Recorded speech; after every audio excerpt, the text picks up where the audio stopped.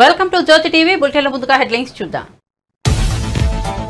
ఏపీలో చంద్రబాబు నాయకత్వంలో 24 మంది మంత్రులతో కేబినెట్ సుదీర్ఘ కసరత్తుల అనంతరం మంత్రులకు శాఖల కేటాయింపు. పవన్ కు ఉప ముఖ్యమంత్రి పదవి, లోకేష్ కు ఐటీ శాఖ, హోంశాఖ మంత్రిగా వంగల్పూడి అనిత.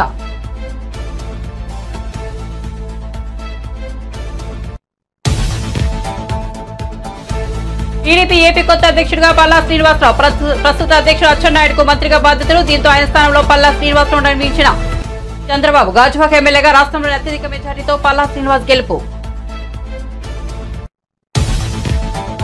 కేసీఆర్ పేరు ఉందని 25 లక్షల పుస్తకాలు వాపస్. కాంగ్రెస్ ప్రభుత్వంపై మహేశ్వర్ రెడ్డి ధ్వజం. పుస్తకాల్లో కేసీఆర్ పేరు ఉందని వెనక్కు తీసుకోవడం చాలా బాధాకరమని వెల్లడి.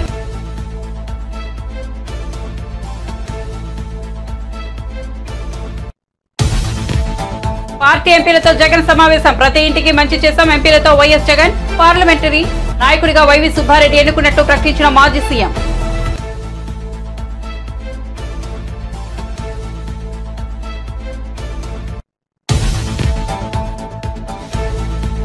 కువైట్ లో బుధవారం తెల్లవారుజామున భారీ అగ్ని ప్రమాదం. మృతి చెందిన 49 మంది భారతీయులు. అత్యధికంగా 24 మంది కేరళ కార్మికులు. వారి మృతదేహాలను కొచ్చికి తీసుకొచ్చిన ప్రత్యేక ఐఏఎఫ్ విమానం. పెద్దపల్లిలో దారుణం. మైనర్ బాలికపై అత్యాచారం. పెద్దపల్లి జిల్లాలోని కాట్నపల్లిలో ఘటన. రైస్ మిల్ వద్ద తల్లితో పాటు నిద్రిస్తున్న చిన్నారిని ఎత్తుకెళ్లి అఘాయితం. సీసీటీవీ దృశ్యాల ఆధారంగా నిందితుడు బలరాంను గుర్తించిన కార్మికులు.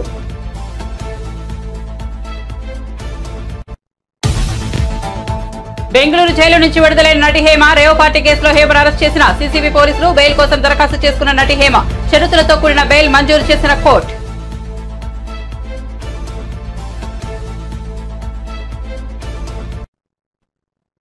ఇక వార్త వివరాల్లోకి వెళ్తే, ఆంధ్రప్రదేశ్ లో నూతనంగా కొలువైన మంత్రివర్గంలో ఎవరికి ఏ శాఖలు అనే దానిపై ఇంతవరకు నెలకొన్న ఉత్కంఠకు ఎట్టకేలకు తెరపడింది. శుక్రవారం మధ్యాహ్నం 2:15 ప్రాంతంలో ఎవరికి ఏ శాఖ అనేది సీఎం చంద్రబాబు నాయుడు కేటాయింపులు చేయడం జరిగింది. ఇందులో జనసేన అధినేత పవన్ కళ్యాణ్, యంగ్ లీడర్ నారా లోకేష్ లకు కీలక శాఖలు ఇవ్వడం జరిగింది. అంతేకాదు యంగ్ మినిస్టర్లకు కీలక బాధ్యతలే చంద్రబాబు అప్పగించారు. ఇక హోం మంత్రి ఎవరవుతారనే దానిపై పెద్ద ట్విస్టే ఇచ్చారు చంద్రబాబు.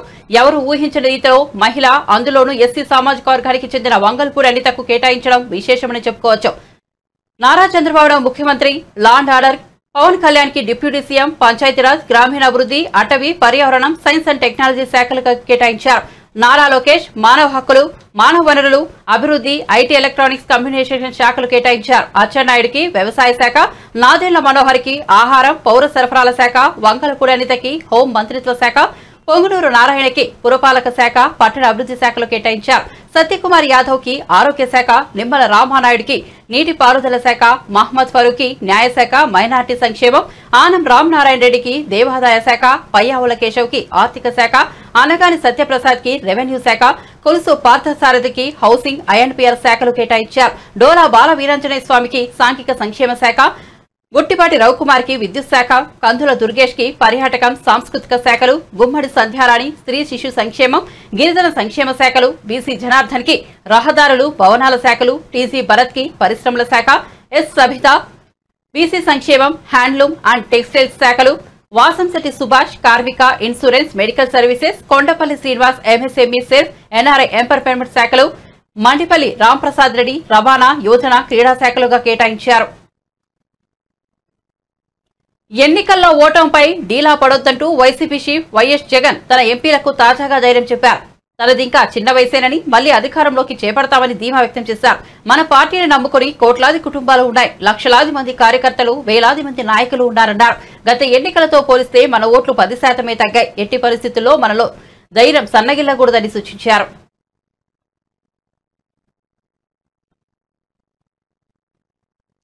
వైసీపీ పతనమైపోయింది అనుకుంటే అది టీడీపీ పొరపాటు అవుతుందని, ఒకవేళ తమ పని అయిపోయిందని వైసీపీ నేతలు అనుకున్నా అది వారి అపోహే అవుతుందని చెప్పారు ఉండవల్లి అరుణ్ కుమార్.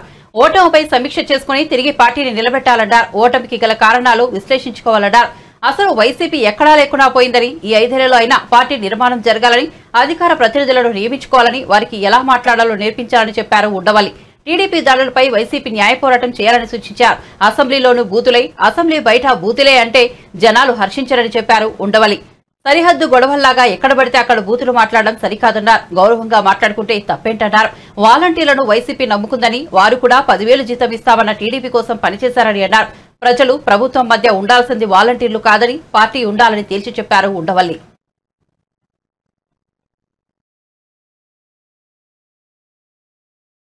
ఇవాళ ఏమైంది? అయిపోయింది. అప్పుడు 23 వచ్చినప్పుడు మీరు చెప్పారు 23 స్థానాలు వచ్చాయి, ఇంక అయిపోయింది చంద్రబాబు నాయుడు చాప్టర్ క్లోజ్ అని. ఇవాళ ఏమైంది? మీకు 11 స్థానాలు వచ్చినప్పుడు వాళ్ళు అంటారు మీ చాప్టర్ క్లోజ్ అని. చాప్టర్లు ఏవి క్లోజ్ అవ్వవు. మీకు ఒక ఉదాహరణ చెప్తాను, ఇదేదో నేను ఊహించి చెప్తుంది కాదు. 1989లో ఇక్కడ సీనియర్లకు తెలిసి ఉంటుంది, 89లో ఫస్ట్ టైం ఎంజీ రామచంద్రన్ చచ్చిపోయిన తర్వాత ఎలక్షన్లు జరిగాయి. అంతకుముందు ఆ ఎంజీ రామచంద్రన్ గారి భార్య జయలలిత ఇద్దరు కూడా పార్టీ నాదంటే నాదని కొట్టుకున్నారు. 89 ఎలక్షన్లో క్లియర్గా 169 సీట్లు కరుణానిధి గారి పార్టీకి వచ్చాయి, 30 సీట్లు జయలలిత గారి పార్టీకి వచ్చింది. కరుణానిధి గారు సీఎం అయ్యాడు. నెక్స్ట్ 91లో రాజీవ్ గాంధీ గారు చచ్చిపోయిన తర్వాత అనుకుంటాను ఈ ఎల్టీటీఈకి కరుణానిధికి సంబంధాలు ఉన్నాయనే దీంతో కరుణానిధి ప్రభుత్వాన్ని రద్దు చేశారు. రద్దు చేసి మళ్ళీ ఎలక్షన్లు వచ్చాయి. మళ్ళీ ఎలక్షన్లు వస్తే జయలలితకి 225, కరుణానిధికి 7 సీట్లు. ఎక్కడ 169 తక్కువ 7కి పడిపోయాడు. రూలింగ్లోంచి అపోజిషన్లోకి మిజరబుల్ అపోజిషన్. కానీ ఏడుస్తూ ఇంట్లో కూర్చోలా, నడిపాడు 5 ఏళ్ళు ప్రతిపక్ష పాత్ర నడిపాడు 7గురితోటే. నడిపి 96 వచ్చేటప్పటికి కరుణానిధికి 221, జయలలితకి 4 అసెంబ్లీ సీట్లు. లాస్ట్ టైం 7 వచ్చిన వాడేమో 221 పెరిగాడు, 225 వచ్చిన వాళ్ళు 4కు తగ్గారు. 2011లో మళ్ళీ 203. జయలలిత 2 సార్లు నెగ్గింది, 2016లో కూడా నెగ్గింది ఆవిడ చచ్చిపోవటానికి ముందు. అంతకుముందు ఎప్పుడు ఒకసారి అయినా ఒకసారి ఆవిడ అలా వచ్చేది, 2 సార్లు నెగ్గింది ఆవిడ. ఈ రాజకీయంలో ఎప్పుడు కూడా నిస్సత్వ నిస్సహాయత ఉన్నవాడు రాజకీయాల్లోకి రావటమే అనవసరం. ఉదాహరణ చంద్రబాబు నాయుడే. ఆయన వయసుకి మొన్న వేసంకాలం టీవీలో చూస్తుంటే మనకి చెమటలు పట్టేసేవి. ఏంట్రా బాబు ఇంత ఎండలో అలా పడి మెయిన్ రోడ్డు మీద నిలబడి అలా మాట్లాడుతున్నాడు, చెమటలు కారిపోతుంటే మనకే భరించలేకపోతున్నాం, ఏసీ కూర్చుని ఎలా తిరుగుతున్నాడు అంటే ఆ కసి, ఆ రాజకీయం అనేటువంటి ఆ కసి ఉండాలి. నిస్సత్వ తగ్గిపోవాలి, నిస్సహాయత నాకు ఎవడో లీడర్ అన్నది ఉండకూడదు. అలా చేశాడు కాబట్టి ఆయన మళ్ళీ రివర్స్ అయింది. ఇప్పుడు జగన్మోహన్ రెడ్డి కూడా మా వాళ్ళని కొట్టేస్తున్నారు, ఇవన్నీ కూడా మామూలుగా జరుగుతూ ఉంటాయి. ఈసారి కొంచెం ఎక్కువ జరుగుతూ ఉండొచ్చు. జగన్మోహన్ రెడ్డి దీనికి మైనస్కి ప్రధానమైనటువంటి కారణం ఏంటంటే ఆయన చేసినటువంటి పనులు కక్షతో చేస్తున్నాడు అని మిడిల్ క్లాస్ జనం నమ్మారు. ఆయన చేస్తున్నటువంటివి రూల్ ప్రకారం చేశాడా, రూల్ ప్రకారం చేయలేదా అన్నది పక్కన పెట్టి, రూల్ ప్రకారం చేసినా రూల్ ప్రకారం కాకపోయినా ఇది కక్ష బట్టి చేస్తున్నారా అని ఖచ్చితంగా మెజారిటీ ప్రజలు నమ్మారు. ఇంకా ఏ బడుగు బలహీన వర్గాల వాళ్ళ ఓట్లు నీకు వస్తాయనుకున్నావో ఆ బడుగు బలహీన వర్గాల వాళ్ళంతా కూడా రెక్కాడితే కానీ డొక్కాడని జనం. ఆ జనానికి 50 రూపాయల లిక్కరు 200 రూపాయలు దాటిపోతే తాగకుండా ఉండలేని పరిస్థితి అనేక సంవత్సరాల నుంచి అలవాటు చేసాం. సాయంకాలం అయ్యేటప్పటికి ఇంటికి వెళ్ళేటప్పుడు లెక్కర వేసుకుని వెళ్ళడం అలవాటు అయిపోయిన వాళ్ళు ఒక్కసారిగా బడ్జెట్లో మార్పు వచ్చేసింది. మీరు ఇచ్చే ఎన్ని వేలు ఇచ్చారు, ఆటో డ్రైవర్కి ఇచ్చారు, తర్వాత చిన్న చిన్న పనులు చేసుకుంటున్న వాళ్ళకి ఇచ్చారు, 3000 రూపాయలు పెన్షన్ ఇచ్చారు, ఇవన్నీ కూడా కలిపి కూడా ఆ ఫ్యామిలీ బడ్జెట్లో తేడా వచ్చేసింది ఈ లెక్కర వల్ల. మీకు ఎలక్షన్లు పోవడానికి వాళ్ళకి డైరెక్ట్గా గవర్నమెంట్ తోటి సంబంధాలు ఉండవు. లాస్ట్ టైం కన్నా ఈవేళ బాగున్నావా లేదా, ఎవడు ముఖ్యమంత్రి ఎవడు ప్రధానమంత్రి మామూలు పని చేసుకున్న వాళ్ళకి ఏమీ అది ఉండదు. ఉల్లిపాయ రేటు గురించి ఒక గవర్నమెంట్ పడిపోయింది ఢిల్లీలో, నా బహుశా 70 ఏళ్ళలోనో 80లోనో ఉల్లిపాయ రూపాయి ఉండేది 5 రూపాయలు అయింది. అంతే, వాళ్ళకి ఉల్లిపాయ నిత్యావసర వస్తువు తక్కువ ప్రభుత్వాన్ని దించేశారు. అలాగే ఇక్కడ సారా అన్నది ఎంత బలంగా పనిచేసిందంటే అది మొట్టమొదట పాపం ఫస్ట్ ఈ విషయం కనిపెట్టినవాడు ఎవడంటే స్టేట్ లెవెల్ లీడర్స్లో మన రాజమండ్రి ఆయన సోమవీర్రాజు లిక్కర్ రేట్లు ఎక్కువైపోయి 50 రూపాయలకి ఇస్తాం మేము వస్తాయనంటే ట్రోలింగ్ చేసి తెగదిట్టేశారు సోమవీర్రాజుని. అదే చంద్రబాబు నాయుడు గారు డైరెక్ట్గా మీటింగ్లోకి వచ్చి చెప్పాడు 50 రూపాయలకే మీకు నాణ్యమైన లిక్కర్ ఇస్తున్నాను. ప్రముఖ సినీ నటి హేమ బెంగళూరు జైలు నుంచి విడుదలయ్యారు. కోర్టు ఆమెకు షరతులతో కూడిన బెయిల్ మంజూరు చేయడంతో శుక్రవారం ఆమె విడుదలయ్యారు. బెంగళూరు రేవ్ పార్టీ కేసులో సినీ నటి హేమను బెంగళూరు సీసీబీ పోలీసులు అరెస్ట్ చేశారు. ఆమె బెయిల్ పిటిషన్ దాఖలు చేసుకున్నారు. హేమ వద్ద ఎలాంటి డ్రగ్స్ దొరకలేదని, అలాగే ఘటన జరిగిన 10 రోజులకు వైద్య పరీక్షలు నిర్వహించారని ఆమె తరపు న్యాయవాది కోర్టులో వాదనలు వినిపించారు. అలాగే డ్రగ్స్ తీసుకున్నట్లు పోలీసులు సాక్ష్యాలు చూపించలేకపోయారని పేర్కొన్నారు. అయితే ఆమె పార్టీలో పాల్గొన్నట్లు చూపే ఆధారాలను సీసీపీ కోర్టుకు అందించింది. ఇరువైపుల వాదనలు విన్న న్యాయస్థానం హేమకు షరతులతో కూడిన బెయిల్ను మంజూరు చేసింది. దీంతో ఆమె విడుదలయ్యారు.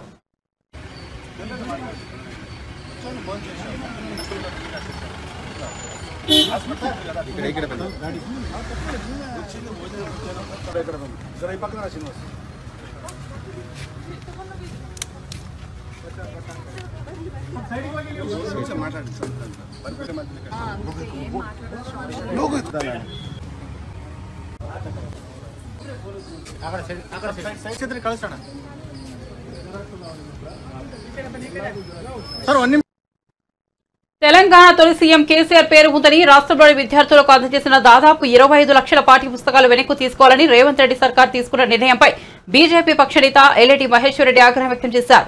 పుస్తకాల్లో కేసీఆర్ పేరు ఉందని వెనక్కు తీసుకోవడం చాలా బాధాకరమని అన్నారు. పుస్తకాలను మళ్లీ ముద్రిస్తే ప్రజలపైనే భారం పడుతుందని మహేశ్వర్ రెడ్డి తెలిపారు. ప్రభుత్వ ఖజానాకి భారం కలిగిస్తే బీజేపీ ఊరుకోదని హెచ్చరించారు. పుస్తకాలను యథావిధిగా పంపిణీ చేయాలని సూచించారు. అధికారుల నిర్లక్ష్యం కారణంగా పుస్తకాల్లో కేసీఆర్ బొమ్మ వచ్చి ఉండొచ్చని, ఆ అధికారులపై చర్యలు తీసుకోవాలని డిమాండ్ చేశారు. అంతే తప్ప ఇచ్చిన పుస్తకాలను తిరిగి తీసుకోవద్దని హితవు పలికారు. పుస్తకాల్లో చించేసిన పేజీల వెనక జాతీయ గీతం ఉందని తెలిసిందని, దాన్ని తీసేయడం మంచి పద్ధతి కాదని ఎల్లేటి మహేశ్వర్ రెడ్డి అన్నారు. ఏపీలో గత ముఖ్యమంత్రి బొమ్మ ఉన్న పుస్తకాలను అలాగే పంపిణీ చేస్తున్నారని తెలిపారు. 10 సంవత్సరాల నుంచి కొన్ని లక్షల పెండింగ్ లో ఉన్నటువంటి పెన్షన్లు కూడా అప్పుడు మీద ఏం పెన్షన్ ని కలిపి నుంచి మీరు అధికారం చేపట్టిన నుంచి మీరు కూడా ఇవ్వాల్సిన బాధ్యత మీ మీద ఉన్నది. ఇచ్చిన హామీకి కట్టుబడి ఉండాల్సినటువంటి బాధ్యత మీ మీద ఉన్నది. ఖచ్చితంగా మీరు ప్రతి వృద్ధులకి ఇక్కడ ఉన్నటువంటి పెన్షన్దారులందరికీ కూడా 12,000 రూపాయలు కలిపి మరి వచ్చే నెల నుంచి పెన్షన్ ఇవ్వాల్సిందిగా మేము భారతీయ జనతా పార్టీ నుంచి మేము డిమాండ్ చేస్తూ ఉన్నాము. అంతేకాకుండా 1వ తరగతి నుంచి 10వ తరగతి వరకు పంపిణీ చేసినటువంటి పుస్తకాలు కేవలం కేసీఆర్ పేరు ఉందనో కేసీఆర్ బొమ్మ ఉందనో పంపిణీ చేసిన 2 రోజుల తర్వాత పుస్తకాలన్నీ వాపసు తీసుకొని మళ్ళీ కొత్తగా ప్రింట్ చేసే ప్రయత్నం చేయడం ఇది చాలా బాధాకరం. ఇది రాష్ట్రం మీద పెను భారం మోపబోతుందన్న సంగతి నేను తెలియజేస్తా ఉన్నాను. ప్రభుత్వ ధనాన్ని దుర్వినియోగం చేసేటువంటి అధికారం మీకు లేదు. మరి 6 నెలల నుంచి బ్లూ ప్రింట్ ఇచ్చింది మీరు. మీ అధికారం నిర్లక్ష్యం వల్ల అక్కడ కేసీఆర్ బొమ్మ వచ్చిందో కేసీఆర్ పేరు వస్తుందో మీరు పుస్తకాలను వాపసు తీసుకొని మళ్ళీ కొత్తగా ప్రింట్ చేయించాల్సినటువంటి అవసరం ఏమున్నదని చెప్పి మేము ప్రశ్నిస్తున్నాం. ఒకవేళ మీరు ఆ పుస్తకాలని జరిగిన తప్పిదం వెనుక ఉన్నటువంటి అధికారులను బాధ్యులు చేయాలా, దాని మీద విచారణ జరిపించాలా తప్ప ఈరోజు జరిగిన దానికి పుస్తకాలన్నీ కూడా వాపసు తీసుకొని ప్రభుత్వం మీద పెనుభారం మోపడం ఇది మంచి పద్ధతి కాదు. ఏ పేజీ మీద అయితే మీరు కేసీఆర్ గారి పేరున్నదో బొమ్మ ఉన్నదో దాని వెనకాల మీరు చూసినట్లయితే జాతీయ గీతం ఉన్నది, ప్రెడ్జ్ ఉన్నదని చెప్పేసి మాకు సమాచారం వచ్చింది. మరి అలాంటి ప్రెడ్జ్ను కానీ అలాంటి జాతీయ గీతాన్ని కూడా మీరు చింపడం అంటే ఇది దేశాన్ని అవమానపరచడమే, రాజ్యాంగాన్ని అవమానపరచడమే. కాబట్టి ఆ పుస్తకాలను యాజ్ ఇట్ ఈస్గా పంపిణీ చేసి జరిగిన తప్పిదానికి అధికారులు ఎవరైతే ఉన్నారో వాళ్ళని బాధ్యులు చేసి విచారణ జరిపించాలి తప్ప ఈ రకంగా పుస్తకాలను వాపసు తీసుకునే పద్ధతి మంచిది కాదు. ఇదే మన పక్క రాష్ట్రంలో పాత ముఖ్యమంత్రి గారి బొమ్మ ఉన్నా కూడా అక్కడ పుస్తకాలను యాజ్ ఇట్ ఈస్గా పంపిణీ చేసిన సంగతి కూడా నేను గుర్తు చేస్తూ ఉన్నాను. మీరు ఈ రకంగా పర్సనల్గా వెళ్ళేసి ప్రభుత్వ ఖజానాకి భారం మోపడం భారతీయ జనతా పార్టీ ఖచ్చితంగా దీని మీద ఊరుకున్న సమస్య లేదని చెప్పి నేను తెలియజేస్తూ ఉన్నాను. అదే మాదిరిగా 10 జిల్లాల్లో ఆశా వర్కర్లు పెద్ద ఎత్తున ఆందోళన చేస్తూ ఉన్నారు. వారి డిమాండ్ నెరవేర్చాలని చెప్పేసి వారు అడుగుతూ ఉన్నారు. మరి ఆశా వర్కర్లు గతంలో మీరు ఆశా వర్కర్లకు ఎత్తేంది, ఫీల్డ్ అసిస్టెంట్లకు ఎత్తేంది, గతంలో మీ మేనిఫెస్టోలో మీరు ఇచ్చిన హామీల మేరకు ఉద్యోగ భద్రత, వారికి మినిమం శాలరీస్ ఇస్తామని చెప్పేసి ఏదైతే ఒప్పుకున్నారో అది వెంటనే చేయాలని చెప్పి డిమాండ్ చేస్తూ ఈ రకంగా మీరు ఇష్టానుసారంగా మీరు నిర్ణయాలు తీసుకొని ప్రభుత్వ ఖజానాకి మీరు గండి కొట్టే ప్రయత్నం చేస్తే ఊరుకునే సమస్య లేదని చెప్పి మరొకసారి తెలియజేసుకుంటూ ధన్యవాదాలు. ఈ అధ్యక్షుల మార్పు జరగబోతుంది. కొత్త అధ్యక్షుల రేసులో మీ మహేశ్వర్ రెడ్డి గారు ఏమైనా రేసులో ఉన్నారు? చూడండి, సమయము టెన్యూర్ అయిపోయిన తర్వాత అధ్యక్షులు పెద్దపల్లిలో దారుణం చోటు చేసుకుంది. తల్లితో పాటు నిద్రిస్తున్న 6 ఏళ్ల బాలికను ఎత్తుకెళ్లి ఓ దుర్మార్గుడు అత్యాచారం చేసి కిరాతకంగా హత్య చేశారు. ఈ విషాదకర ఘటన జిల్లాలోని కాట్నపల్లిలో ఓ రైస్ మిల్లు వద్ద చోటు చేసుకుంది. రైస్ మిల్లులో గురువారం రాత్రి తల్లితో పాటు నిద్రిస్తున్న 6 ఏళ్ల బాలికను అదే మిల్లులో డ్రైవర్ గా పనిచేస్తున్న బలరాం ఎత్తుకెళ్లాడు. అనంతరం సమీపంలోని పొదల్లోకి తీసుకెళ్లి అత్యాచారం చేసి చంపేశాడు. బాలిక బతికి ఉంటే విషయం ఎక్కడ బయటకు వస్తుందోనని భావించి అక్కడే గొంతు నులిమి దారుణంగా హత్య చేసినట్లు తెలుస్తోంది. ఆ తర్వాత కొంత సమయానికి కూతురు తన పక్కన కనిపించకపోవడంతో తోటి కార్మికులకు తల్లి విషయం చెప్పింది. దాంతో వారందరూ కలిసి పరిసరంలో వెతికారు. ఈ క్రమంలో పొదల్లో విగచితివితిగా పడి ఉన్న బాలిక మృతదేహాన్ని గుర్తించారు. కాగా గురువారం అర్ధరాత్రి బలరాం ఆ బాలికను ఎత్తుకెళ్లిన దృశ్యాలు సీసీటీవీ కెమెరాలో రికార్డయ్యాయి. వెంటనే స్థానికులు నిందితుని గుర్తించి పోలీసులకు అప్పగించారు. పోలీసులు ఘటనా స్థలానికి చేరుకుని పరిశీలించారు. అనంతరం బాలిక మృతదేహాన్ని ప్రభుత్వ ఆసుపత్రికి తరలించారు. బాలిక మృతదేహాన్ని శవపరీక్ష చేయనున్నారు. ఈ మేరకు కేసు నమోదు చేసి దర్యాప్తు చేస్తున్నారు.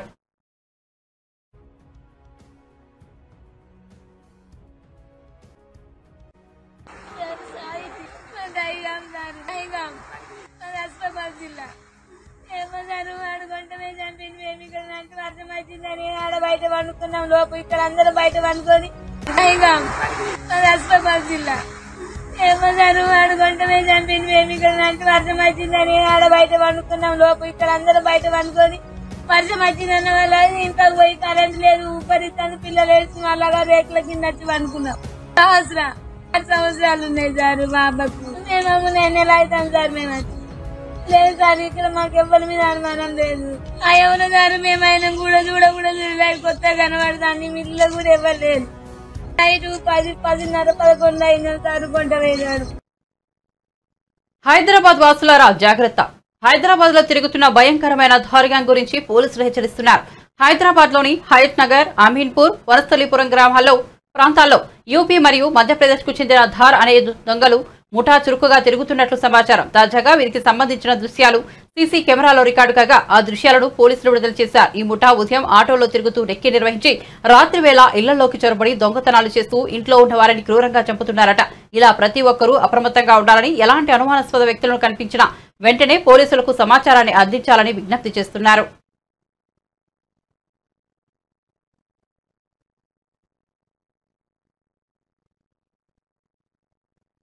నచ్చని పెళ్లి సంబంధం తెచ్చాడని తండ్రిని కిరాతకంగా కొట్టి చంపిన కూతురు. అన్నమయ్య జిల్లా మదనపల్లిలో జీఆర్టీ స్కూల్ టీచర్ దొరస్వామి తన కూతురికి పెళ్లి సంబంధం కుదిర్చాడు. అయితే సంబంధం వద్దని కూతురు చెప్పినా తండ్రి ఒప్పుకోలేదు. దీంతో కోపిదిద్దులతో కూతురు చపాతీల కర్ర, ఇనుపరాడుతో తన తండ్రిని కొట్టి చంపేసింది.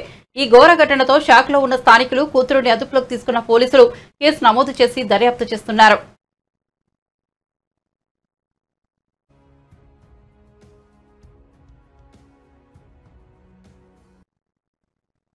ఇటలీలో G7 సదస్సు సందర్భంగా భారత ప్రధాని నరేంద్ర మోదీ ప్రపంచ నేతలతో వరుసగా సమావేశమయ్యారు. బ్రిటన్ ప్రధాని రిషి సునాక్, ఫ్రాన్స్ అధ్యక్షుడు ఎమాన్యుయల్ మేక్రాన్, ఉక్రెయిన్ అధ్యక్షుడు వోలోదిమిర్ జెలెన్స్కీలతో విడివిడిగా భేటీ అయ్యారు. ఈ సమావేశాలకు సంబంధించిన వివరాలను మోదీ సోషల్ మీడియాలో పంచుకున్నారు. మా స్నేహితుడు మేక్రాన్తో సమావేశం అద్భుతంగా జరిగింది. ఈ ఏడాదిలో ఇది మాకు 4వ భేటీ. భారత్ ఫ్రాన్స్ సంబంధాల బలోపేతానికి మేమిచ్చే ప్రాధాన్యతకు ఇది నిదర్శనం. రక్షణ రంగం, భద్రత, టెక్నాలజీ, AI, సముద్ర ఆధారిత ఆర్థిక వ్యవస్థ తదితర రంగాలపై ఇరువురు చర్చించుకున్నాం. వచ్చే నెలలో పారిస్ ఒలింపిక్స్ ప్రారంభం కానున్న నేపథ్యంలో మేక్రాన్కు శుభాకాంక్షలు తెలియజేశారని వివరించారు.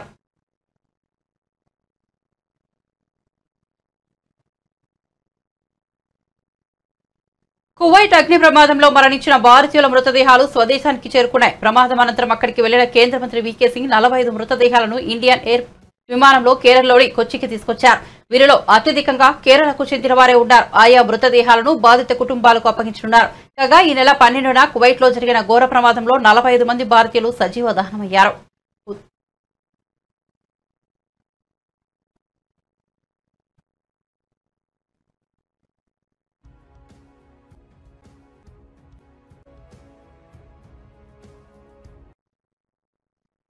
ఉత్తరాంధ్ర జిల్లాలో భారీ వర్షాలు కురుస్తున్నాయి. విజయనగరం జిల్లా రాజాం, సాలూరు, బొబ్బిలి, పార్వతీపురం, అరకు, ఎస్కోట, మెంటాడ, అల్లూరు జిల్లా రాజవొమ్మంగి, అరకు, టెక్కలి, నర్సీపట్నం, బుచ్చయ్యపేటలో ఈదురుగాలులతో కూడిన వర్షాలు పడుతున్నాయి.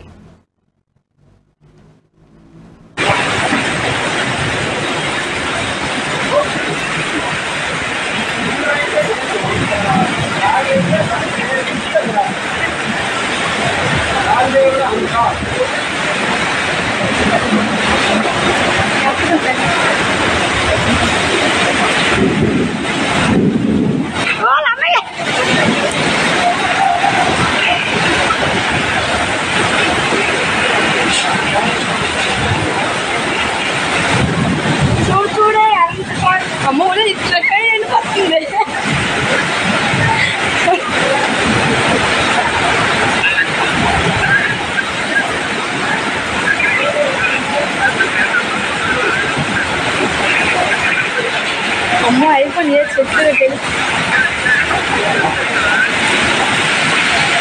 వస్తే అన్ని ఎగురుకొని దెబ్బకి మా అమ్మ మనకి ఓటు మళ్ళీ రిపేర్ అయితే మళ్ళీ రిపేర్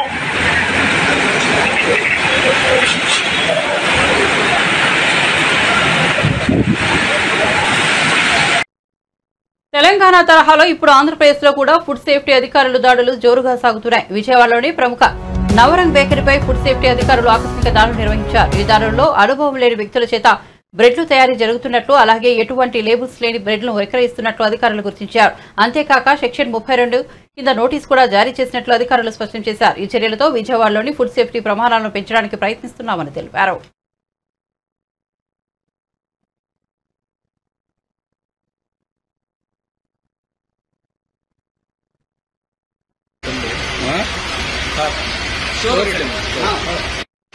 అది ఫ్రెష్ ఇది ఫ్రెష్ అది waste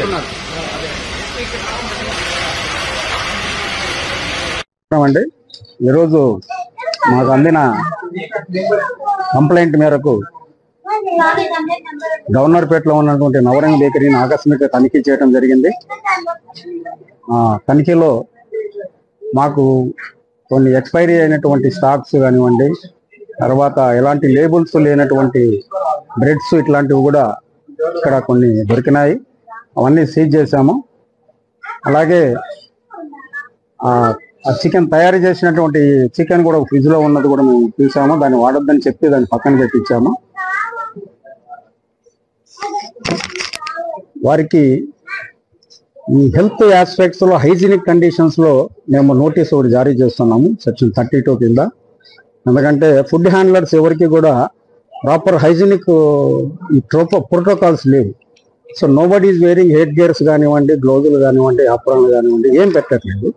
now will verify the medical certificates కూడా వీళ్ళవి ఫిట్నెస్ సర్టిఫికేట్స్ ఏంటి వర్కర్స్ కూడా చూస్తాము. మాకు ఇచ్చిన కంప్లైంట్లో ముఖ్యంగా ఒక పురుగులు ఒక బ్రెడ్లో రావటము, దాన్ని మేము ఈరోజు ఇమ్మీడియట్గా ఆఫీస్కి వచ్చి ఆయన మాకు ఇవ్వటం మూలంగా ఈరోజు ఈ నవరంగ్ బేకరీని ఆకస్మిక తనిఖీ చేశాము.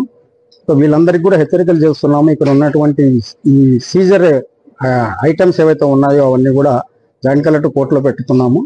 సో వారికి తగినటువంటి శిక్షలు కూడా ఉంటాయని కూడా ఈ సందర్భంగా మనవి చేస్తున్నాము.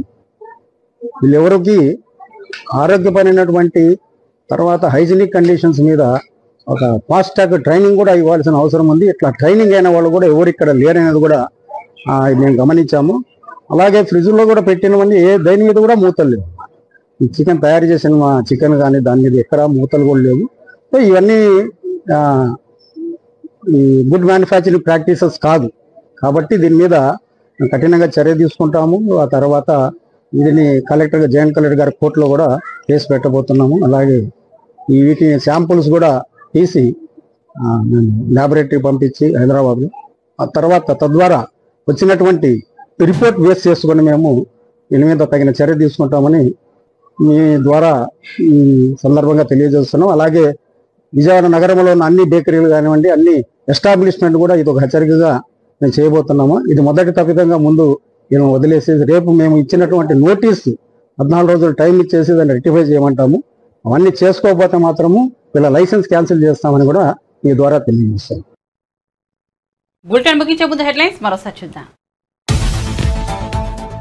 ఏపీలో చంద్రబాబు నాయకత్వంలో 24 మంది మంత్రులతో కేబినెట్ సుదీర్ఘ కసరత్తుల అనంతరం మంత్రులకు శాఖల కేటాయింపు. పవన్ కు ఉప ముఖ్యమంత్రి పదవి, లోకేష్ కు ఐటీ శాఖ, హోంశాఖ మంత్రిగా వంగలపూడి అనిత.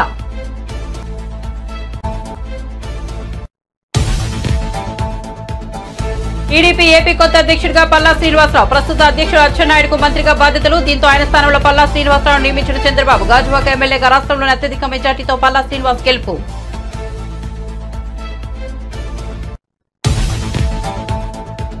కేసీఆర్ పేరు ఉందని 25 లక్షల పుస్తకాలు వాపస్. కాంగ్రెస్ ప్రభుత్వంపై మహేశ్వర్ రెడ్డి ధ్వజం. పుస్తకాల్లో కేసీఆర్ పేరు ఉందని వెనక్కు తీసుకోవడం చాలా బాధాకరమని వెల్లడి.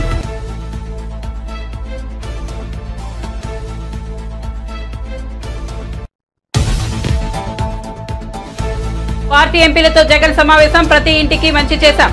ఎంపీలతో వైఎస్ జగన్. వైసీపీ పార్లమెంట్ నాయకుడిగా వైవి సుబ్బారెడ్డి ఎన్నుకున్నట్లు ప్రకటించిన మాజీ సీఎం.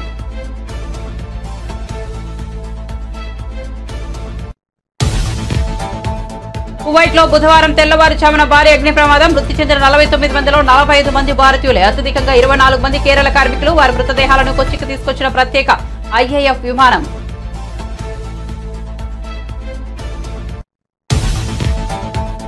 పెద్దపల్లిలో దారుణం. మైనర్ బాలికపై అత్యాచారం. పెద్దపల్లి జిల్లాలోని కాండపల్లిలో ఘటన. రైస్ మిల్ వద్ద తల్లితో పాటు నిద్రిస్తున్న చిన్నారిని ఎత్తుకెళ్లి అఘాయిత్యం. సీసీటీవీల దృశ్యాల ఆధారంగా నిందితుడు బలరాంను గుర్తించిన కార్మికులు. బెంగళూరు జైలు నుంచి విడుదలైన నటి హేమ. రేవ్ పార్టీ కేసులో హేమను అరెస్ట్ చేసిన సీసీబీ పోలీసులు. బెయిల్ కోసం దరఖాస్తు చేసుకున్న నటి హేమ షరతులతో కూడిన బెయిల్ మంజూరు చేసిన కోర్టు. మరిన్ని అప్డేట్స్ కోసం చూస్తూనే ఉండండి జ్యోతి టీవీ.